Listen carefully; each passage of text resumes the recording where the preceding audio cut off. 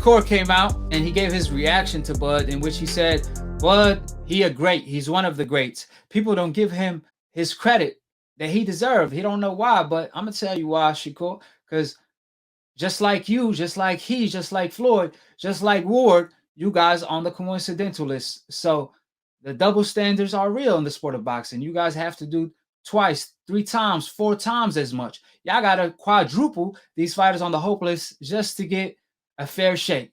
So obviously Terence don't get his props, his credit, because he's on the coincidental list.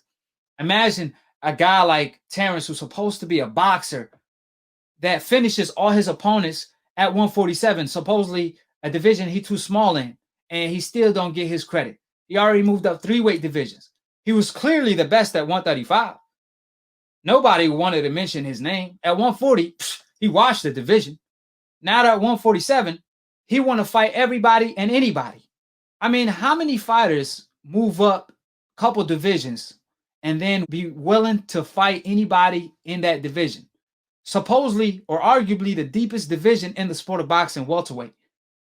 People complained about Terence, oh yeah, well, 140 wasn't full, blah, blah, blah, even though he beat Flex Diaz, Postal, and everybody that was in the ring with him. But they said, oh, well, it wasn't a deep division. Now 147 is a deep division. And guess what? Terence Crawford is still keeping that same energy. That's why his nickname is Bud, because he want all the smoke. So Terence, is safe to say, he's already a Hall of Famer for sure. But in order for Terence to be a great, the likes of Porter, the likes of Keith, the likes of Danny, he needs to get these guys on his resume. And then obviously what's going to stamp him as the great fighter he wants to be recognized as, he's going to obviously have to see Errol Spence. That's the fight that will define how great Terence Crawford is. I believe the Errol Spence fight is the fight of the decade that will stamp Terence Crawford as a great fighter in the sport of boxing. I don't know how the fight is going to go. It's a 50-50 fight. It could go either way. Obviously, Terence Crawford did beat Kell Brook in a better fashion. People are going to say, well, Kell Brook at the time, he was a better version. Few people might disagree because they're going to be like, well, listen, he was also coming off a Gennady Golovkin loss. But nevertheless, Terence had the better performance and the better knockout victory, but style make fights. And like Errol Spence said, they're going to go in the ring in order to kill each other. But like I said, that's why Bud don't get the credit he deserved, because of the obvious reason.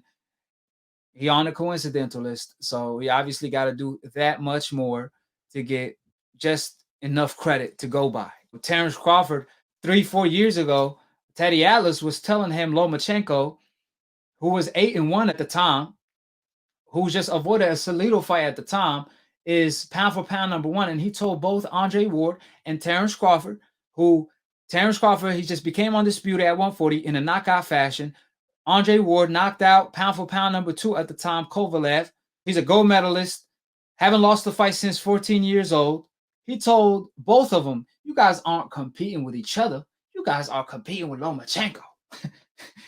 That's why they don't get their credit, man, because they put Gennady Golovkin on the best 25 greatest fighters of the past 25 years. When he haven't did anything at the time, when he just avoided Andre Ward at the time, when Andre Ward called him Little G, when he was avoiding Lara, now he avoiding Charlo and Andre. Jim Lampley came out and said, listen, Gennady Golovkin, his career is a failure. And Jim Lampley was his biggest supporter. Jim Lampley said if Gennady Golovkin loses to Canelo in a rematch, his career is a failure. Max Kellerman said the guy who was hyping up Gennady Golovkin, now he's saying Gennady Golovkin was nothing but a hype job. Deryachenko beat him, right? They overhyped them guys. They overpraised them before they even proved themselves. They erased Lomachenko lost. Just to show you what kind of double standards we're dealing with. And that's why Terence never got his just due, because people always get caught up with these narratives that old media keep painting. Eve said, is Crawford number 1 pound for pound? Without a doubt. He dominated every single opponent he'd been in the ring with. He moved up 3 weight divisions, washed every single name. He won by knockout victory in the welterweight division. He won all of them by KO. And he's supposed to be a boxer. So he obviously pound for pound number 1 in my books all day, every day. Floyd Mayweather said that Terence Crawford is a better fighter than Lomachenko. He said Lomachenko is not better than Crawford, not in a million years. Just to show you, even Floyd Mayweather, the GOAT, TBE, he sees Bud Crawford as pound for pound number one without a question. And Floyd don't have to be biased toward Terence Crawford because Terence is not even signed with him. He's just giving you his honest take. Hello, Akhi. How you doing? All right, I'm doing good. So what's going on? Talk to me. I have one thing I want to talk to you about, man. In this new era of post-pandemic boxing, I want your take on what you think the biggest, well, let's just call it the most controversial thing has been. Has it been the Rolly Romero versus Jackson Arenas fight, or was it today's Josh Franco versus Andrew Maloney fight? Yeah, no, I think Maloney, man. I think Maloney because Really? I really didn't. Did you see a headbutt? I did not. No, Yeah, I didn't. so I didn't so see a I headbutt at I all. don't know what's going on. Like, how can you say? I don't know when he ruled it. To be honest with you, that was due to a headbutt. But how can you say it was due to a headbutt when there was no headbutt at all? They played nearly the whole fight back. They replayed the whole fight to see where he headbutted his opponent, and they couldn't find no headbutt. It was clearly the jab. You could clearly see him sticking him with a jab, and obviously his eyes started swelling. So it's like, what are they even talking about? They replayed the whole fight and they still didn't give Maloney his win, which that was shocking to see because Bob, he fussed the crap out of them. Bob was over there fussing. Yeah, Bob said, I'm moving out of Vegas. And for Bob to yeah, say things yeah. like that, that's not good for business. When you trash, Vegas and stuff like that, you're supposed to be a promoter. That's not good for you at the end of the day. But Bob is saying that because that just show you how pissed off he was. What headbutt you guys talking about? Can you point it out? So I didn't see it. So if somebody could show me, I would love to see it. But all I saw was jabs that caused the eye to swell. And like I said, this is a dangerous sport where fighters put their life on the line. They risk everything. And Maloney trained for 5 months. And like it was heartbreaking to see him get robbed like that. I mean, he'll win it in my book anyway. Yeah, He'll win it in my book. Martinez want the fight in my book too. But one thing for sure yeah, yeah, that it will still affect their next payday is what I'm saying. Regardless if we felt like, oh, he'll win it in my book, he'll win it in his book, it still affect his next payday because in the sport of boxing, when you lose a fight, your next payday is not the same. So I don't yeah. know. I don't know That's what was true. the deal with that. So what's your take? Well, my take is pretty similar to yours. I mean, I saw the Marinez fight, the Marinez Rolly Romero fight, also as very controversial. I had it going for Jackson, but this one here, to me, was blatant. It was a clear cut decision. They had more than enough time in the reviews.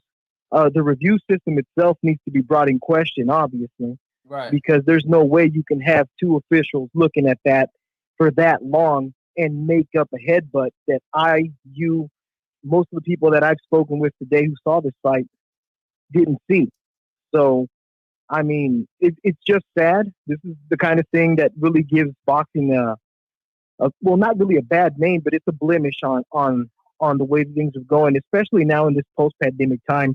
Uh, Maloney took this fight 5 months immediately after immediate rematch. After the first fight, he was clearly bested. He went back to the drawing board, you could tell, and he worked on what he saw the weaknesses. And you know what the weakness was that right jab that hit him over and over repeatedly with no mercy on that eye that caused that swelling. Um, and to have that, let's say he figured that puzzle out, and to have that completely be nullified, completely negated by terrible officiating that is even backed by a replay system that is itself flawed. Yeah. Uh, I just think it's a horrible thing to happen. I feel horribly bad for him.